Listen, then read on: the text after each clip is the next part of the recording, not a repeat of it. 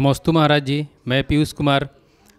एक बड़ा ही क्वेश्चन बहुत दिनों से मन में आ रहा था, वही पूछना चाहता हूँ आपसे। धर्म और व्यक्तिगत जीवन में सामंजस्य कैसे स्थापित किया जाए? कहीं यदि आदमी धर्म से एक साइड जुड़ता है तो व्यक्तिगत जीवन छूटने लगता है, और व्यक्तिगत जीवन में पूरी तरह से आदमी जुड़ने लगता है तो कहीं धर्म छूट जाता है। तो इन दोनों के बीच में सामंजस्य कैसे स्थापित किया जाए? नमस्ते महाराज जी। वैसे व्यक्तिगत कोई जीवन होता ही नहीं है, धर्ममय ही जीवन होता है। तुम उसे नहीं स्वीकारते हो, इसलिए तुम अपना जीवन अलग और धर्म का जीवन अलग रखते हो। 24 घंटे धर्ममय जीवन होता है जैन धर्म के अनुसार। यदि आप व्यापार भी कर रहे हो ईमानदारी से, सत्यता से, तो आप धर्म में ही तो व्यापार कर रहे हो, धर्म के साथ ही तो व्यापार कर रहे हो। आप विवाह भी कर रहे हो तो धर्म में विवाह होना चाहिए, वो भी धर्म में हो जाता है। मतलब कि आप जो भी लौकिक कार्य करते हो उन सब में भगवान महावीर स्वामी ने धर्म की पुट डाली है। सुबह से लेकर शाम तक आपके सारे धर्म के विभाग बनाए हैं, जिसमें आपका व्यक्तिगत जीवन भी आ जाता है। व्यक्तिगत जीवन सारा का सारा उस धर्म में आ जाता है। तो हम ये न कहें कि व्यक्तिगत जीवन, हम ये कहें कि धर्ममय जीवन होना चाहिए। यदि धर्ममय जीवन है तो आपका व्यक्तिगत जीवन भी उसमें समाविष्ट हो जाता है। न्याय नीति से आप धन का अर्जन कीजिए, ये धर्ममय जीवन है। न्याय नीति से आप जो है अपना परिवार और समाज को चलाइए, ये भी व्यक्तिगत जीवन है। तो देखा जाए कि धर्म को छोड़ के तो जीवन ही नहीं है, और धर्म को छोड़ करके जो तुम जो कहते हो व्यक्तिगत जीवन है, वो अधर्म का जीवन है। और अधर्म का जीवन महावीर को पसंद नहीं है। महावीर कहते हैं श्रावक हो या श्रवण हो, उन दोनों का जीवन धर्ममय जीवन होता है। और दोनों अपनी अपनी भूमिका में, अपने अपने स्तर में रह करके धर्म का पालन करें, और गृहस्थ जीवन जिएं या मुनि धर्म का जीवन जिएं, दोनों ही अपने मोक्ष मार्ग को साध सकते हैं।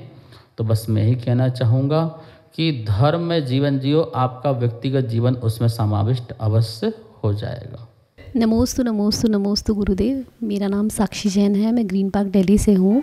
मेरा प्रश्न ये है कि जब भी हम आहार देते हैं तो ये बोला जाता है कि हमें साड़ी में ही आहार देना चाहिए। तो जैसे छोटे बच्चे होते हैं जो 8 या 9 साल के हैं, अगर वो साड़ी ना पहन के लहंगे में आहार दे या सूट में आहार दे तो उसमें कुछ दिक्कत या परेशानी है या वो दे सकते हैं?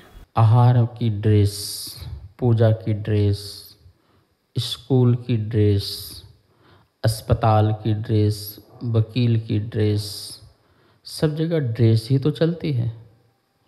और ड्रेस ना हो तो एड्रेस भी नहीं होता है, मतलब तुम्हारी पहचान नहीं होती है। ड्रेस होना बहुत ज़रूरी है। यदि घर की ड्रेस में यदि पुलिस थाना चले जाओगे तो मैं कोई पूछेगा भी नहीं। और ऐसे ही विदाउट यूनिफॉर्म यदि आप वकालत करने चले जाओगे तो मैं वकील की भी जो फीलिंग होना चाहिए वो भी तुम्हें महसूस नहीं होगी। स्कूल में एक ड्रेस होती है, हर जगह, हर स्थान पर, हर जगह। घर में बाहर जो गार्ड खड़ा होता है उसकी भी अपनी ड्रेस होती है। तो ड्रेस का अपना एक महत्व है। यदि पैंट शर्ट में पूजा करो, अभिषेक करो, और एक वही धोती दुपट्टा शुद्ध पहन करके पूजा करो, उसमें कितनी भावों की विशुद्धि हो जाती है। आहार भी एक धार्मिक क्रिया है, दान की वृत्ति है, और उसमें कहा गया है कि आहार की क्रिया में भी आप वस्त्रों को पहनो तो ऐसे वस्त्रों को पहनो जिन वस्त्रों से आपका शरीर ज़्यादा टच ना हो, ज़्यादा स्पर्श ना हो। जैसे पुजारी की ड्रेस होती है तो बोले कि बिना सिली हुई पुजारी की ड्रेस होती है, 2 कपड़े होते हैं बस। तो उन 2 कपड़ों को कुछ ज़रा, जैसे बनियान हैं और अंदर के जो भी कपड़े हैं उनको पहनोगे तो शरीर से टच होने से उसमें पसीना आएगा। जब पसीना आएगा तो उसमें जीभ पैदा होंगे। तो हम धर्म भी कर रहे हैं और जीभ भी पैदा हो रहे हैं। तो इसलिए कहा गया कि एक नॉर्मल दुपट्टा और धोती पहनो। माता जी लोग एक ही कपड़े पहनती हैं, एक ही कपड़े को पूरा सा लपेट लेती हैं, तो वो शरीर से ज़्यादा स्पर्शित नहीं हो पाता है। जिससे उसमें पसीना पैदा हो और जीव मरे। ऐसे ही आहार के लिए भी, महिलाओं के लिए भी इसी प्रकार की ड्रेस है। अब वो ड्रेस नहीं है वर्तमान में, वो बात अलग है। तो वो एक ही वस्त्र पूरा महिला के लिए होता है, 2 वस्त्र जो हैं पुरुषों के लिए होते हैं। तो इन वस्त्रों को पहन करके जो है वो आहार दान देते हैं, ठीक है ना।